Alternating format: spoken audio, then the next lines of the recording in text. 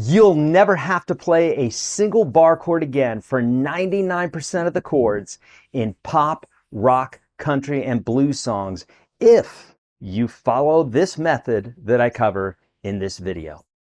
Now, I have nothing against bar chords. I use them often and teach my students how to level up their guitar playing with them.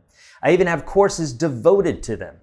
However, truth be told, I don't really have to use them if I use this method that I'm about to show you. Now, this method is super easy and it'll get you the results quickly if you actually apply it in the way that I direct you here. For this to work, you must know the following 3 things and be really, really good at them. As I tell you these things, be careful not to be that person that says, I know that, I know that, I know that. Because like the guy who knows what to do but doesn't do it, you still don't get the prize. All right, so I promise you, if you apply this, you're going to get the prize. So to make this work, you need to be a pro at these 3 things. Number 1, mastering the 9 essential chords as chordal scales. Now I'm going to be showing you that in this video, but rest assured I have you covered with more information that's going to fulfill this for you and make it even better for you. So be watching to the end of this video for that. Number 2, using the capo to transpose any song into any key instantly.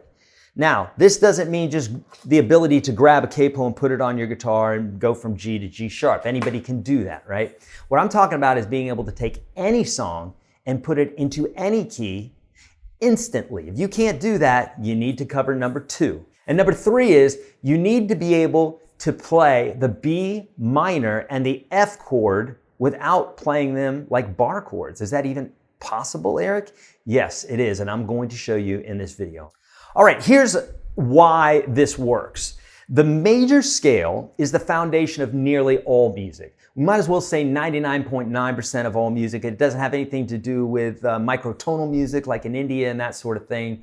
But 99.9% of all the music that you're listening to, really 100%, is covered and constructed according to the major scale. And there is a natural chordal structure created by the major scale. Let me explain. If we take 1, 2, 3, 4, 5, 6, 7, 1, we take those notes just like that. And we skip notes like the 1, 3, 5. If we do that, we create a chord by skipping notes within the scale. And that chord is a major scale. If we go to the 2 and play 2, 4, 6, then that creates a minor chord. And if we go right down the line doing this, building a chord by using our harmonies off of each one of those scale degrees, then we get a major 1, minor 2, minor 3, major 4, major 5, minor 6, and diminished 7 chord. Okay? This pattern applies in every major key on every instrument in every song since the beginning of time to the end of time. Amen. Okay? It also works for minor keys since the minor key is a derivative of the major key. Now, in popular music, we mostly use major and minor chords while sometimes extending those chords like with, say, 7th chords or 9th chords.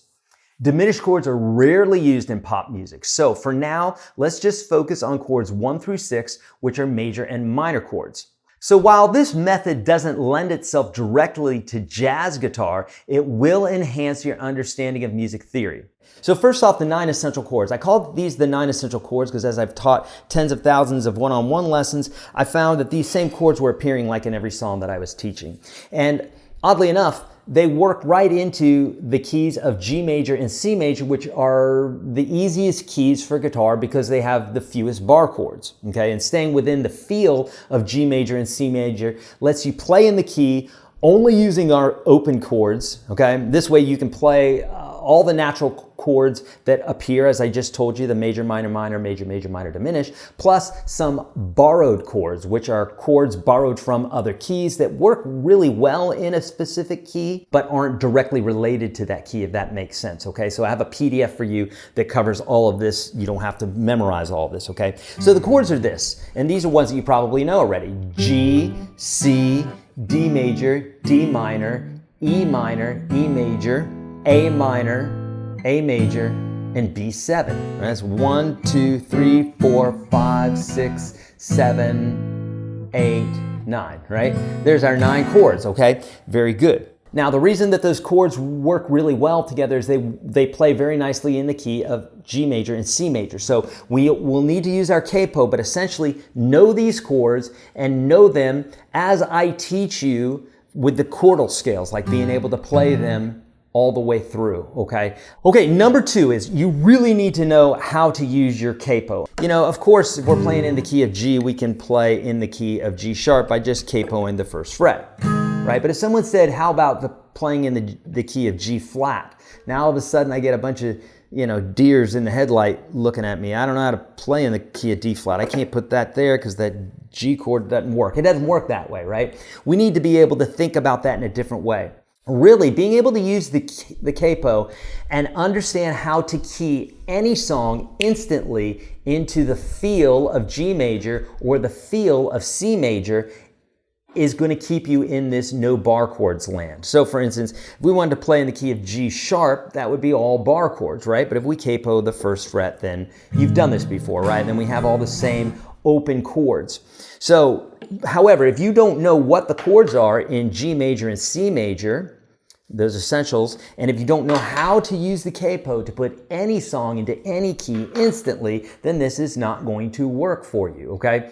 Number 3 is having the ability to play a couple of bar chords not in bar chord style. And those 2 chords are B minor and F. And the reason that I tell you those chords is because with our 9 essential chords, we have all of the major and minor chords covered for our first 6 chords, with the exception of the B minor in the key of G, because we can go G, A minor, B minor, right? C, D, E minor, and then we got our first 6 chords there. And in the key of C, we have C major, D minor, E minor, F, G, A minor, right? So we have an F, which is a bar chord usually. So what we need to do is we need to be able to play that B minor. We need to be able to play that F in a way that isn't bar formed. So let's talk about that. First off, let's take the easy one, the F, right? You might have seen my effing F chord video on YouTube. Basically, it's taking the F bar chord like this and taking some derivative of it. So maybe taking the bottom 5 strings so we don't have to bar. Well, in this case here, I'm barring just fingers 1 on strings 1 and 2. So that technically is a bar. So if I don't want to bar that, then I'm just take the 4 inside strings right there. That's an F chord.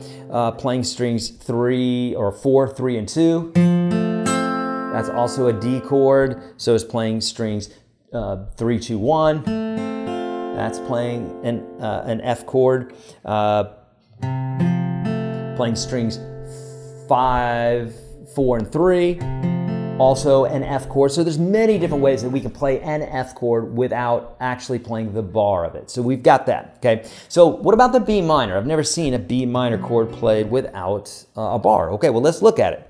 So technically, a B minor chord is a 1, a flat 3, and a 5. Well, here's the 1. Here's the flat 3. You don't have to know all this information. Just know that this is what we're doing. So that note is a D, and normally we play it here when we play our bar chord like that. But in this case, we're going to play it as the second note. And then for these last 2, you're going to basically play your B minor bar chord, but what you're going to do is you won't have to bar it this way. And so what you're going to do is just play the first 4 strings, just like that. Okay, this way we're not having to bar anything. We're just playing strings 5, 4, 3, and 2. If you just do that and mute that first string, you can mute that with the left or right hand. Here's with the left hand. I've got it muted. Or I could just take my hand and kind of insert it underneath that first string, and then when I strum, just keep my hand right there, okay? So that's one way to play it. You could also play the D string open like this.